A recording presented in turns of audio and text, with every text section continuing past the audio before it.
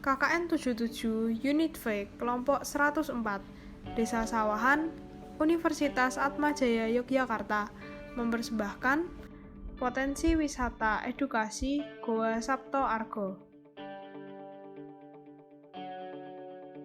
Banyak sekali masyarakat jenuh dengan kegiatan sehari-hari. Maka dari itu, masyarakat memerlukan rekreasi dan wisata.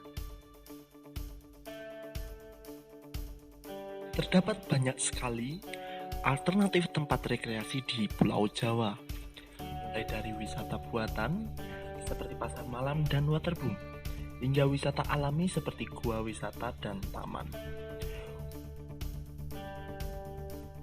Gua wisata akan menjadi bahasan kita. Gua wisata merupakan tempat wisata yang memanfaatkan gua sebagai tempat rekreasi dan belajar. Di sini, masyarakat bisa bersantai, menikmati pemandangan, sekaligus mendapat ilmu. Terdapat perbedaan antara gua alami dengan gua wisata. Gua alami tentunya masih sangat alami karena belum pernah dijamah oleh manusia. Karena aksesnya yang cenderung sulit, sehingga belum ada pemanfaatan ekonomi dari masyarakat, juga sumber daya yang masih belum diketahui. Berbeda dengan goa wisata, di mana goa wisata sudah mendapatkan perbaikan dan perawatan, akses yang cenderung mudah, terdapat kegiatan ekonomi masyarakat, dan sumber daya sudah diketahui dan dapat dirawat dengan baik.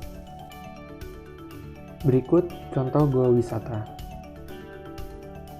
Yang pertama, ada Gua Pindul di Gunung Kidul, lalu Gua Tambu di Pacitan, kemudian Gua Jomblang di Gunung Kidul, dan Gua Petruk di Kebumen. Gua Sabto Argo. Bersumber dari data Kemdikbud, Gua Sabto Argo tersusun dari batuan kars. Berlokasi pada ketinggian 388 meter di atas permukaan laut, dengan ukuran 9,62 meter kali 3,5 meter, lalu tingginya 1,6 meter, serta memiliki kedalaman gua yang mencapai 7,5 meter. Bagaimana cara untuk supaya menuju ke Gua Sabto Argo ini? Dari Kecamatan Ponjong menuju Desa Sawahan, kita dapat menaiki mobil ataupun sepeda motor dengan estimasi waktu 15 menit dengan jarak 7,5 km.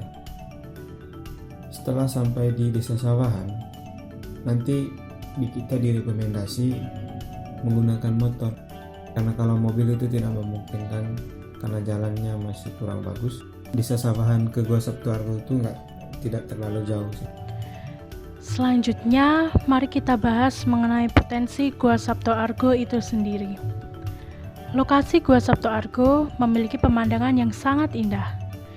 Dahulu, tempat ini juga pernah digunakan sebagai tempat bertapa. Selain itu, gua ini juga kaya akan mineral, sehingga kita bisa memanfaatkannya sebagai sumber ilmu geologi. Sekarang, kita akan membahas kemungkinan Gua Sabto Argo ini beralih menjadi gua wisata.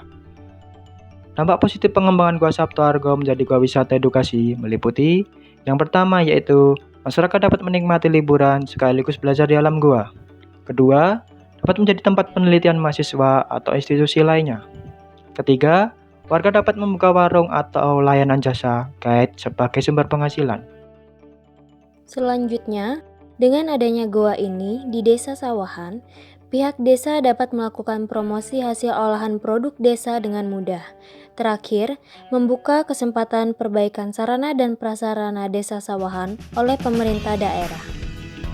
Langkah penerapan pertama yaitu melakukan koordinasi dengan pemerintah daerah. Yang kedua, memberikan penyuluhan kepada masyarakat Desa Sawahan mengenai pembangunan Goa Sabto Argo menjadi goa wisata. Dan yang ketiga, setelah kedua langkah pertama berhasil, maka dilanjutkan dengan rekondisi jalur dan lahan menuju goa. Kemudian, menyesuaikan dan memberikan sarana untuk akses masuk goa. Setelah itu, adakan kembali pelatihan dan penyuluhan lebih lanjut kepada masyarakat Desa Sawahan terkait operasional dan kegiatan ekonomi.